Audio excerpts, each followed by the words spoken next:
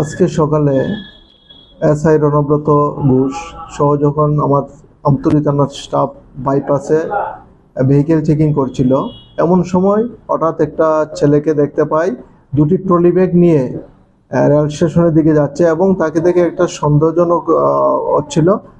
সঙ্গে সঙ্গে তাকে আটক করা হয় এবং আটক করে তার ট্রলি ব্যাগ থেকে মোট 18 কেজি গাঁজা উদ্ধার হয় এবং এগুলো in presence of executive magistrate এবং এফএসএল টিমও ভিজিট করেছিল। তাদের সামনে এগুলি সিজ করা হয়। এই বিষয়ে আমরা একটা এনডিপিএস একটা মামলা নথিভুক্ত করেছি এবং আগামীকাল আসামিকে পুলিশ রিমান্ড চেয়ে আদালতে প্রেরণ করব। যে গাঁজাগুলি উদ্ধার করা হয়েছে তার বাজার মূল্য আনুমানিক 1 লক্ষ টাকা হবে এবং যাকে অ্যারেস্ট করেছি আমরা তার বাড়ি গোমতী ডিস্ট্রিক্টে।